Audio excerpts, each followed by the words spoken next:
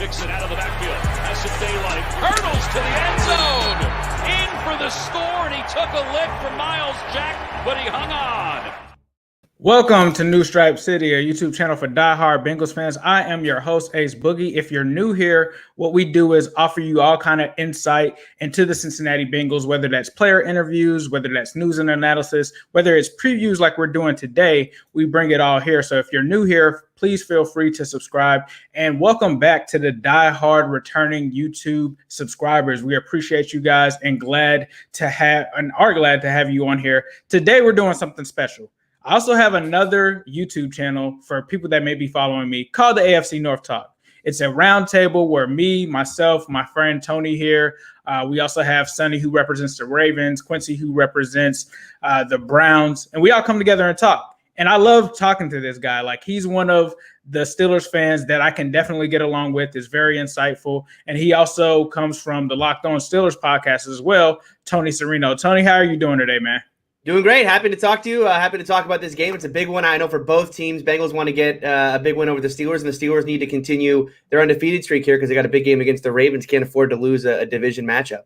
Definitely. So getting into this, obviously, this week kind of started off with some craziness because the Bengals were on a bye. The Steelers are coming off of a last-second win against the Cowboys, and then there's some protocol stuff going on now. Obviously, we know we can't say the C word, but What is that like right now for the Steelers? Obviously, they kind of talked about Ben being added to that list, but what does it realistically look like? Because I know that you have the insight on that. Yeah, it's kind of worst-case scenario, right? Because, you know, it started with Vance McDonald, who he first tested positive, and then it kind of went from there. Now, Ben Roethlisberger and Vance McDonald, they have lockers next to each other, and so it looks like Ben was added to the list because of the close proximity there, right? The contact tracing that they do, and so he was added to the list. He will not be able to practice this week. He'll have to have 5 straight negative tests before he'll be allowed to practice again. That'll put him right up against, you know, pretty much game time right now.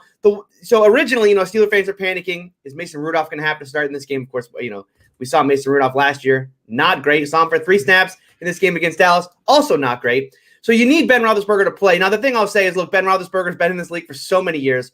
He can afford to sit out some practices and still play. He never practices on Wednesday. So, you know, that was never going to happen. As far as, you know, look, he's also coming off of these catastrophic knee injury that he had, Ace, where you know, it looked like he was tore his ACL. He had to sit out a series. He went to the locker room, came back, and was perfectly fine. But I would imagine Tomlin was going to hold him out of practice anyway. So he'll do everything on Zoom. He'll likely play in this game. How much does it affect him? I would guess not much. The home game for the Steelers, not going to have to travel much at all. But the worry there is with him, and then Vince Williams as well. Vince Williams is starting inside linebacker for the Steelers, also on this list now, where he has to wait from home and test negative before he'll be allowed to play. Yeah, definitely. The Bengals also have some guys on that list as well. I believe, if I'm not mistaken, Mackenzie Alexander was on that list. He seems like he's going through protocol and taking the proper steps to go ahead and get clear for this game. So something to watch, but not something that's as major as it's kind of been made out to be. Let's talk about the Steelers offense. Like, on our show, we kind of always talk about it. But for those who may not be familiar with the show, just kind of give your opinions on the Steelers offense and what the Bengals should, I guess, be expecting from that in this game. Yeah, I think you know, so far it's been kind of up and down. You've seen games where this offense really put it together. You look back at that game against the Browns where they were kind of red hot. They put up big points in that game. You go back to that game against the Eagles where, again, they were kind of red hot. Chase Claypool, that was his breakout game. He scored 4 touchdowns. But it really has been a roller coaster. You know, there's been times this year where, again, it's been red hot, but there's also times here where it really looks lethargic, cannot move the football. Long stretches of the game where it just looks like, man, what's happening with this offense? They can't run the ball. You know, the passing offense doesn't get going. It's predicated on a quick strike passing attack, right? It runs through Ben Roethlisberger, and it's about getting the ball out of his hands very, very quickly and getting the ball to guys who can run after catch. Guys like Deontay Johnson, Juju Smith-Schuster, and of course the emergence of Chase Claypool. You'll sprinkle in some Eric Ebron there at tight end, but that's really the basis of the offense, is getting rid of the ball quickly, quick slants, quick out routes. Ben kind of diagnosing at the line of scrimmage and making things happen. My big worry for this offense, though, is they have not been a quick starter. They've had 1 touchdown on their opening drive all year. That came against the Tennessee Titans. Other than that, they've been pathetic on their opening drive. I mean, we're talking about 3 and outs, not moving the ball whatsoever on their opening drive. It's going to come back to haunt them at some point, especially when we talk about them going up against the better offenses in the league. And I'd say about the Bengals, the last couple weeks, they're red hot offensively. So if the Bengals get off to a quick start in this game, you could see the Bengals, take an early lead. And how does this Steeler offense respond? Because it has been in the last couple of weeks, Ben Roethlisberger kind of drawing up in the dirt and trying to make this offense go. I don't think they can afford to do that against better offenses. Yeah, definitely. I appreciate that. So it looks like we have a shout out to Craig the Wise as a new member that has joined the new Stripe City community. So shout out to you, Craig the Wise there. Appreciate that, my friend. So next, I kind of want to talk, Tony, about the flip side of that, the defense. What are your thoughts on the Steelers defense this season? I think they've been dominant up front. The front seven has been tremendous. I know they lost Tyson Alualu recently, and that's caused the run defense to take a step back. I mean, they took a step backwards against Baltimore because Baltimore's just very good at running the football, right? They're one of the best teams in the league, and so the Steelers, they had a tough time defending that. They gave up 250 yards against the run. They had a little bit of trouble this week against Tony Pollard and Ezekiel Elliott, but on the whole, they've been a great run defense when Tyson Alualu is healthy. You're talking about Stephon Tuitt, Cam Hayward up front, and then Bud Dupree and TJ Watt on the edges. They've been great. The pass rush has been there. Again, we talk about TJ Watt and Bud Dupree. They're not only good against the run, they're great against the pass. TJ Watt's been a monster. Not necessarily putting up big sack numbers in the last couple weeks, but the pressures are getting them. I mean, the guy, I think he had 8 pressures last week against Dallas, even though he did not register a sack. Bud Dupree's right there with him. And then you have Cam Hayward and Stephon Tuitt on the inside who are great interior pass rushers. And Stephon Tuitt's playing at a level where he may, we talk about TJ Watt all the time. Stephon Tuitt may end up being the defensive player of the year for the Steelers on this team because of how well he's playing as a pass rusher. He likes to go outside of his element a little bit or outside of the scheme a little bit. But he makes it work. And so, I think Keith Butler, Mike Tomlin, they allow him that freedom because of how good he is. The problem I have with this defense, though, and I think you're going to see this in this matchup against the Bengals, is I worry about the secondary still. I know Minkah Fitzpatrick's had a couple good weeks now. He had a nice pass breakup at the end of the game against the Ravens, and he had an interception and then the pass breakup at the end of the game against the Cowboys. But this secondary as a whole has certainly taken a step backwards from where they were a year ago. I think Joe Hayden, Steven Nelson have both taken steps back. Mike Hilton's been injured. And you wonder what happens if a team's able to spread out the Steeler defense. If you spread them out, you say, hey, look, we're gonna go 4 wide, we're gonna go 5 wide. You got to declare your coverage, you got to declare your blitzers, and we're gonna go from there. I wonder what would happen with the Steeler defense if a team did that an entire game. And I think that's what the Bengals are going to try and do. If I'm Zach Taylor, that's what I'm scheming up with the wide receiver core and how often Joe Burrow has thrown the ball this year. I imagine that's what we're going to see. That's got to be the worry. I think that's where the Bengals can have some success. That's where teams can have success against this Steeler team. Now, when you do that, you have to be very good. You have to be very good about getting rid of the ball because TJ Watt and Bud Dupree will be in your face. But if Burrow can do that, I certainly think he could have some success throwing the ball in this game. Yeah, definitely. And that's why we bring Tony on, because he not only gives that great insight, but since we both work over at the AFC North Talk, we have to watch each other's teams. Yeah. So we kind of know each other's teams. If you want to send a super chat, you can, to have your comment read or to have a shout out. So it looks like we have a shout out here to Darkfire MCBE for $5. We appreciate that. So moving on, obviously a big loss for you guys was losing Bush. How does that kind of affect the Steelers in this game in particular, or just in the long term? Obviously it hurts this team in the inside linebacker position because he was so good in coverage. He's a sideline to sideline guy. The speed that he brings, just allowed this team to have a little more freedom in the middle of the field with Spillane in there. And Spillane's been good. He had a pick 6 against Lamar Jackson. He's been good at times, but there's also times in the middle of the field where, he just doesn't have the athleticism to keep up with some of the better tight ends, some of the better running backs that he's been asked to cover. And so it's meant that this team is trying to do some different things, right? They try in their dime look. They're going to guys like Marcus Allen, who's a converted safety to linebacker. They're keeping Spillane on the field at times when you would have taken him off the field or put someone on who's better in pass coverage because of their depth at inside linebacker. I think you're going to start to see some Avery Williamson, a player they traded for from the Jets at some point this year. I can't imagine they're going to continue going with Spillane. Spillane's a nice player. He's a good against the run. But I think that the limitations you're starting to see now is teams are starting to figure out how do we attack this guy? How do we exploit this new weakness that this Steeler defense has? The more weeks we go through this, the more answers the Steelers are going to have for that. And I think Avery Williamson can certainly be an answer there. But so far, it hasn't been a big drop-off in the defensive play from Spillane. We've seen little bits and pieces here. But remember, we're only 2-3 weeks into this Devin Bush injury. I think it's going to take as teams start to figure out how to attack Spillane, and they will. That's when you're going to start to see it affect the defense even more. Yeah, definitely. So you kind of talked about some players that most people may not be familiar with, and that kind of segues into my next question for you. Under the radar players, we already know Big Ben, we already know Connor. Who are some of the under the radar players to watch for in this game that Bengals fans may not be familiar with? I think on the offensive side, I would have to say Anthony McFarland, the rookie running back out of Maryland, starting to get a little bit more reps now in the offense. And what you can tell about this player is he's very, very quick. I mean, a quick player, got the burst. James Conner right now is struggling, and he's struggling because a couple of reasons. Obviously, he's not an elite back in this league, and so he's only going to be as good as his run blocking in front of him, and the run blocking hasn't been there. He's still good in space, but he's very clearly lost a step, right? The guy does not have the burst that he used to have. So the explosion that you want to see from James Conner is just not there. Where you will see that, though, is that of Anthony McFarland. Now, McFarland struggles from what I've seen of him. It's kind of he gets in his own head, right? The vision that he has. He wants to do too much, and he keeps his feet moving when he just needs to get vertical on a lot of plays. So watch for him in this game, because I imagine, with Connor struggling as much as he is, you're going to still see that rotation at running back. You're going to see McFarland. I think McFarland can be the more explosive player, but does he go vertical, or does he, kind of do the dancing and the whole thing that every fan hates to see?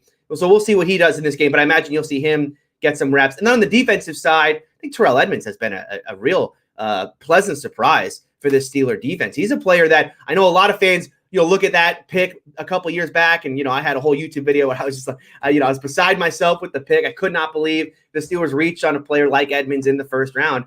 But he's really turned his career around. I mean, the guy has still been a good run defender. He's been a good run defender really since his rookie year. But where he struggled was in pass defense, and teams would just attack him. I think he had a 70% completion percentage against last year, over 130 passer rating against last year when teams were targeting him. This year, those numbers have come way, way down. He's actually been pretty solid against the pass. Now, he's been asked to play a little less. The Steelers are playing more of a one safety look with Minka, and they'll put an extra linebacker in the game. And that player will be, by the way, Alex Highsmith, another player to watch out for, an edge rusher, the rookie. Alex Highsmith has gotten a ton of reps for this team as they've kind of gone to this 3 linebacker look with Watt, Dupree, and Alex Highsmith. So look for him as well. But those are 2 players you can look for on the defensive side. Alex Highsmith, edge rusher who can play a little bit of inside, or they'll move Bud Dupree inside or move TJ inside.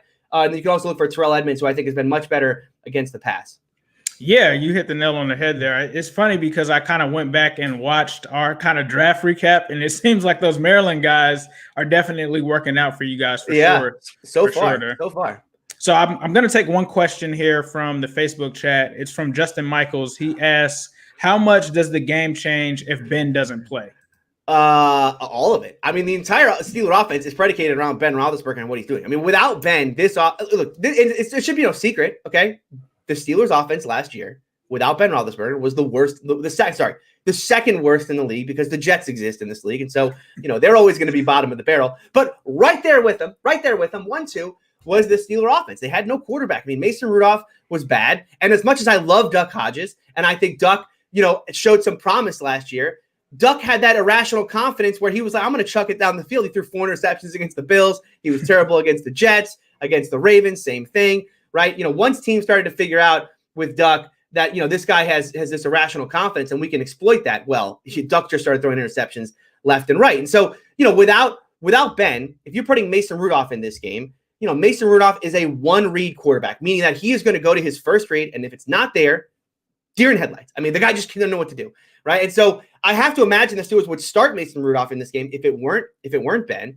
And I think that's a disaster. I mean, look, we saw this team win 8 games last year, but that was predicated all on the defense. Defense scoring, right? Big turnover numbers, holding teams to 3 and out constantly. That's how they won games last year. They weren't doing it because Mason Rudolph was out there lighting anybody up. And same for Duck, by the way.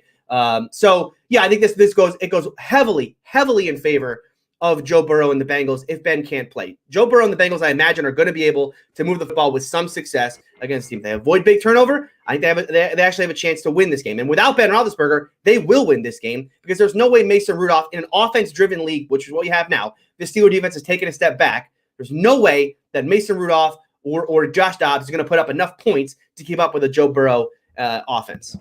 So with that being said, what are your expectations for this game? Like, I guess in a sense, how do you see this game kind of playing out? The Steelers have to lose sometime, right? They have to. It's just, this team cannot go 16-0. So I keep looking at the schedule and I keep saying to myself, When is this team going to lose a football game? Now, I predicted them to lose to the Titans. I predicted them to lose to the Ravens. I was wrong those times. Am I going to predict them to lose to the Bengals? It would make sense this week. Obviously, Ben Roethlisberger dealing with not having to practice, gives the Steelers an easy excuse, even if it's not really an excuse because he wasn't going to practice anyway. He's a 15-year veteran. He missed a couple days of practice. That's why you lost to the Bengals. No, that shouldn't be the case. But I do look at this game, and as I talked about, what scares me about this matchup is that the Steeler offense has a big problem with their opening script offensively. They are not able to move the football early in games because they are either too conservative or they're getting too cute in the offense. It's not working. It works offensively. Once Ben Roethlisberger is able to take over, this team goes a little more no huddle, puts the game a little more in Ben's hands, and says, hey, Ben, do your thing, right? I joke about let Ben cook, but seriously, like this offense is better when Ben's out there just cooking, right? And so that worries me in a game like this against the Bengals where they are going to do the thing that I worry about with this defense. They are going to spread out the Steelers. They are going to challenge this team sideline to sideline and say, hey, declare your coverage. And if you're not, and by the way, the other thing that's going to happen in this game, we saw this against the Cowboys. If the Steelers don't want to come out of base defense and the Bengals go wide, well, then you're going to see once again guys like Bud Dupree and TJ Watt having to cover down the field, which again is a nightmare matchup for this Steeler team. This Bengal wide receiver core, I don't think Steeler fans realize this Bengal wide receiver core is probably the best in the division and one of the best, certainly one of the best in the AFC. And this is going to be one of the best offenses that they will play. I know that sounds crazy because it's a 2-14 team a year ago with a rookie quarterback, but they've been excellent in the last couple weeks, and they've done it against good teams. I mean, this is a Bengals team that put up big points against the Titans and big points against the Colts. I know the Titans have a bad defense, the Colts do not. So I worry about this game. I do. I worry about it from a defensive standpoint. Steelers have to be able to get pressure. They have to be able to get pressure up the middle. They have to get it through Tuitt and Hayward and Watt and Dupree around the edge, and they have to do it without blitzing. And I hopefully they don't stay in base as much. Go to your coverage looks. Go to Hilton. Go to Cam Sutton. Okay, so what's my expectation? I guess this may change between today and tomorrow. This may change because we have our AFC North talk. We're going to do our preview tomorrow. Definitely. I'm gonna predict the loss. I'm gonna predict the Steelers lose. I'm gonna predict the Steelers lose. I don't like it. I may change it tomorrow because here's the thing: is I don't know if you saw this, but the social media for the Bengals, they put out that video of TJ Houshmandzadeh cleaning his feet with a terrible towel. You don't disrespect the towel that has a poor history, let's say. So I may change this for tomorrow, but I'm gonna predict the Bengals win. I'll predict the Steelers loss. No, all good, and that is why we brought Tony on, ladies and gentlemen. A guy that can just break it down and really does a great job of not being a homer or anything when it comes to that. And I try to do that myself as well. I try to be objective and think of things from all sorts of perspectives. Tony said, let Ben cook. I'm hoping that Ben cooks up something different this time. And I'm hoping that he cooks some turnovers up for that Bengals defense. But Tony happened this year yet. Yeah, it hasn't happened. Definitely for sure. So with that being said, Tony, we appreciate your time for you stopping by. Please let them know where they can find your stuff.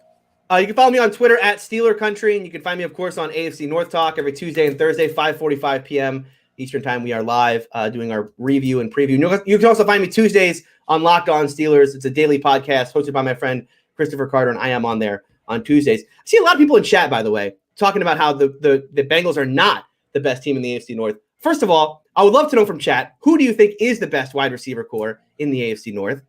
Because to me, if you're going to say the Steelers, like even I don't think it's the Steelers. I think it's the Bengals. I would take the Bengals wide receiver core right now over the Steelers. But I've seen this from Steeler fans as well, who they don't believe that the Bengals have the best wide receiver core. Yeah, I think we also talked about it. It was like a big debate, and surprisingly, before the season when we did this on AFC North Talk, the top two teams were the Browns and the Bengals. And so I've been trying to give the Steelers credit in terms of you guys' wide receiver core because it's so deep, because you got Claypool, you got James Washington, you got Juju, you got Deontay Johnson, Ray or McLeod can come out of nowhere and catch something on you. So I think that was the argument that I was presenting early on when I said that the Bengals were the number one core based off of depth, like based off of your 1 through 5. Yeah. And it's funny, and I meant to bring this up on AFC North Talk. That's why I said injuries do happen. We see with the Browns, OBJ goes down. Right. That completely changes the outlook of their wide receiver core. And I think it's a similar thing with the Steelers, that you guys have enough depth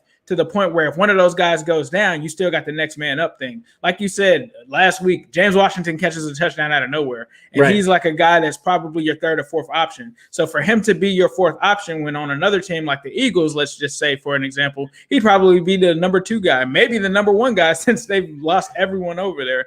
So that's where it kind of comes from for sure. But we'll go ahead and let Tony get out of here. Tony, thank you for stopping by. If you want to see some more of his stuff, definitely be sure to check us out on the AFC North Talk. Or if you want to go and listen to the Locked On Steelers podcast, be sure to check for him there as well. All right, Tony, take it easy, bro. See ya. And before we get out of here, it looks like we have one other new member. I appreciate you guys for joining the new Stripe City community. We have Lucky the Wolf. So I appreciate you for becoming a YouTube member. You will get exclusive content and also get shout outs and all kinds of cool things of that nature. But before we get out of here, of course, I have to leave you guys with a Who Day all day, every day, and especially on Sunday. He gave his rookie-laden Bengals a high mark as they passed from the kindergarten of preseason to the first grade of regular league play. Cincinnati's best came in the first quarter, the first time they had the ball. Quarterback Dewey Warren and fullback Tom Smiley combined for Cincinnati's first pass completion. Bengal founder Paul Brown fashioned this novel design, as new to the game today as the forward pass was a century ago. Montana dragged down at the 31-yard line. In 1996, the Bengals finished strong and finished right. Touchdown! Yes! You say what? We're not worthy. We're not worthy. We got to bow to Corey Dillon. Bulldog from the 32 with Mixon in the backfield. It's Dalton out to Mixon. He's got some room. It's Mixon diving up and over. We're gonna hammer home competition, preparation, and diligence in everything we do. It's a new year, same old question. How do you stop 85? They're looking down the field for the home run ball. It's full. And it is a touchdown!